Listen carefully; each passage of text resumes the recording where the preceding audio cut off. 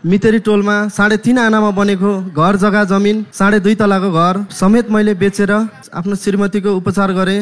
6वटा गाडी थियो मेरो नाइट बस, सबै सकियो। मेरो बाबु जन्मेको 11 दिनको दिनदेखि मेरो श्रीमती 2टा सुईको भरमा भेन्टिलेटरमा पुग्दाखेरि आज 38 महिना भइसक्यो। यो काहली लाग्दो घटना सम्झियो भने एकदम बोली नै आउँदैन सर मेरो। अब म अहिले बाटो बाटो आफ्नो श्रीमती बचाउ अभियानमा सहयोग पनि माग्दै हिँडिरहेको छु, पसल होइन। अब हिजो कुन स्थितिको मान्छे आफ्नो बुवा मम्मीलाई पनि गाउँमा भएको काठमाडौँमा भएको आफूले सानैदेखि स्ट्रगल गरेर कमाएको सम्पत्ति करोडौँ सकेर आज बाटोमा पुगेको छु। कुन हस्पिटलमा हो? काठमाडौँ मोडेल हस्पिटलमा हो। किन यो 2टा सुई लाउँदा उहाँहरूले बिगारेर लाएर हो कि के हो, के लाग्छ तपाईँलाई? भगवान भरोसा हजुर। अब न लड्न मसँग उहाँहरूसित केही छ न पैसा छ। अहिले आफै त बाटो बाटो 1-1 रुपियाँ श्रीमतीको लागि भिख मागेर हिँडिरहेको छु, सङ्कलन गरेर उपचार गर्न। अरूलाई देख्दाखेरि अब पहिला जस्तै आफ्नो श्रीमतीको याद आउँछ। यो कुराहरू सम्झेर पागलपन जस्तो हुन्छ सर। बेच्नुपर्ने सबै चिजहरू बेचिसके, सडकमा आइसके। अब मेरो मम्मी हुनुहुन्छ उहाँ, म हिजो अस्तिसम्म पनि सामाजिक सञ्जालमा आएको थिएन। आफ्नै टिकटकमा रिता बचाउ अभियान भनेर आफ्नै मैले सामाजिक सञ्जालमा हाल्थेँ। भगवान रूपी दिदी हजुरको त म अब के गरी तारिफ गरौँ है। अब तारिफको कुनै कुरा छैन। अब म अहिले बाटो बाटो आफ्नो श्रीमती बचाउ अभियानमा सहयोग पनि माग्दै हिँडिरहेको छु। हजुर। तपाईँले गाडी किन्नुभएको थियो, नाइट गाडी थियो तपाईँका? हजुर, नाइट गाडी थियो। कहाँ चल्थे? मेरो 2टा बर्दिया काठमाडौँ चल्थ्यो, 2टा दाङ काठमाडौँ चल्थ्यो र 2टा विराटनगर काठमाडौँ गाडी चल्थ्यो मेरो।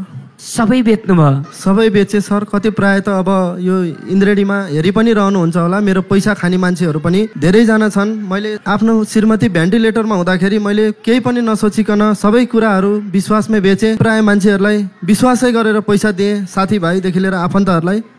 अहिले कोही पनि साथ सपोर्ट दिने त छोड्नु। तपाईँको पैसा खाएछन्? छन् हजुर, धेरैजना। पैसा खाएछन् देखाएनन्? छैनन्। यो कार्यक्रम हेरिराख्नु भएको छ भने यस्तो व्यक्तिको पनि पैसा खाएर रमाउने, तपाईँ आँखा देख्ने, हात खुट्टाले हिँड्ने मान्छेको वास्तवमा मानसिक रूपमा अपाङ्गताले भ्याउँछ। त्यस कारण तपाईँले कृपया दिनुहोला जसरी पनि। यस्ताको पैसा खाएपछि यो जुनीमा होइन, जुनी पनि भलो हुँदैन। त्यस कारण कसैले कसैको पैसा खाएर ठग्ने गर्नु हुँदैन। जसले ठगेको छ त्यसलाई त एकछिन त सिद्ध्याउँ, बिगारौँ, यसलाई भत्कियोस् भन्ने लाग्छ। तर माथिबाट भगवान्ले लेखाजोखा गरिराखेका हुन्छन्।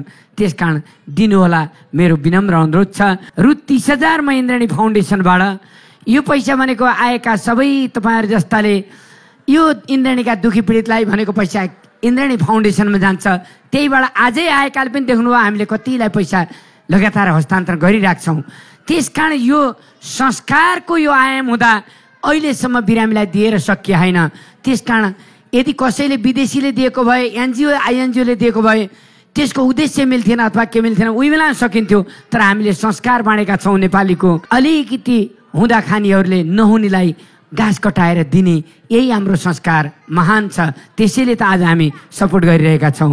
अब चाँडै यही इन्द्रेणीमै आएर पछि आफै हिँड्ने भएर सबैलाई गर्नुपर्छ है, सबैजनालाई। धेरै है, टेन्सन नमान। रामचन्द्रजी र मेरो तर्फबाट केही रकम छ र म एकछिन फिलिपजीलाई पनि यो माइक दिन चाहन्छु। बुवाले दिनुभयो, उहाँलाई धन्यवाद छ। बुवालाई धेरै धेरै धन्यवाद। रामचन्द्र काफले र जुनी रिजालबाट रु 5,000, 10,000 फिलिपबाट।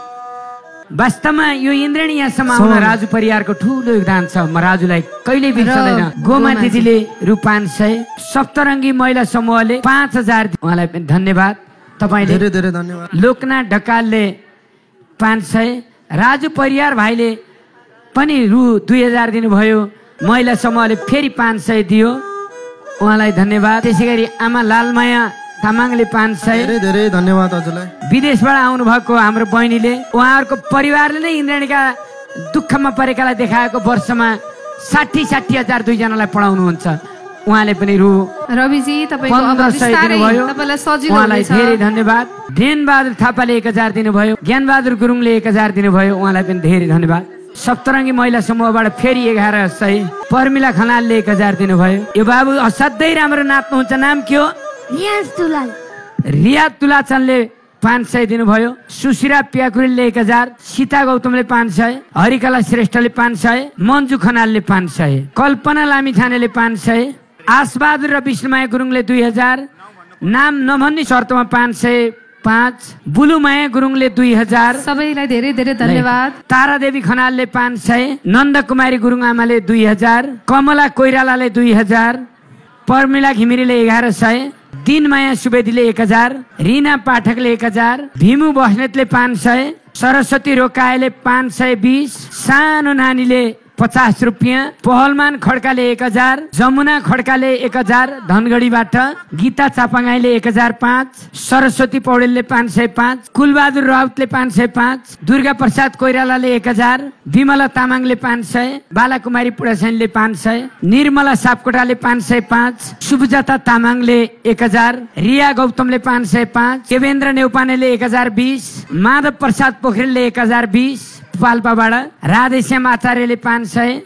गोविन्द प्रसाद दाहालज्यूले 1000, अछामबाट उमा परियारले 500, लक्ष्मी रोकाएले 1000, नाम नभन्ने शर्तमा 1000, रियान सेडाईले 505, डाक्टर हरिप्रसाद शर्मा सुर्खेतबाट 1000, नारायणी थापा 1100, द्वारिका कुमार बिसी उहाँले 500, शर्मिला आले 500, तारा श्रेष्ठ 550, शोभा श्रेष्ठले 505, सन्देश घिमिरेले 200, टङ्क कुमार श्रेष्ठ मेरो आदरणीय सरले 1020, दुर्गा गिरी सुर्खेत 505, सपना विष्टले 505, सौगात हमालले 550, पूर्णमाया गुरुङले 505, केशवराज पौडेल अरेखाँची 520, कल्पना बस्नेतले 505, सृजना खड्काले 500, नाम नभन्ने शर्तमा 1110, पार्वती खड्काले 505। हेर्नुहोस् त यही हो इन्द्रेणी भनेको। सुकमाया गुरुङले 500, फेरि 500, 1,03,470।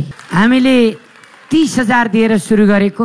अघि एकजनाले 84,000 लाग्नु भयो, एउटैजनाले अहिले 1,04,000 एउटाले, अरू बिचमा विभिन्न व्यक्तिले भनेपछि यो इन्द्रेणी सेवा सन्देश र मनोरञ्जन मैले भनिराख्नु पर्दैन, यो आफै तस्बिर बोलिहाल्छ। अब जाँदा जाँदै भाइ के भन्नुहुन्छ? हजुर अहिले अब म बोल्न सक्ने केही शब्दै भेटेको छैन सर। यतिका 38 महिना भइसक्यो आफै दुःख कष्ट गरेर अहिले अभियान चलाउँदैछु। यहाँ अब सबैजनामा मैले भगवानको रूप देखेँ। डाक्टर साहबले के भन्नु भएको छ? हजुर डाक्टर साहबले अब लङ प्रोसेस छ, खर्चालु रोग छ, पैसाले धान्न सक्नुहुन्छ भने ठिक हुन्छ, नभए घर लानुहोस् भनेर पठाइदिनु भयो। कति लाग्छ अरे अब खर्च? अझै यो 2-3 वर्ष त नन स्टप थेरापीहरू, हरेक कुरा, ब्रेन हेमरेज। अब 2-3 वर्ष थेरापी रोक्नु भएन ठिक नभएसम्म। ल मेरो भाइ सन्चो भएर यी तपाईँका बुढाबुढी नाच्न आएको हामीले देख्न पाऊँ, यही शुभकामना सहित हामी हेर्छौँ। फिलिपजी कस्तो लाग्यो? मनोपकारी काममा सरेक हुन पाउँदा एकदम खुसी लाग्छ। थ्याङ्क यू सो मच जुनुजी अनि रामचन्द्रजी र सम्पूर्ण इन्द्रेणी परिवारलाई।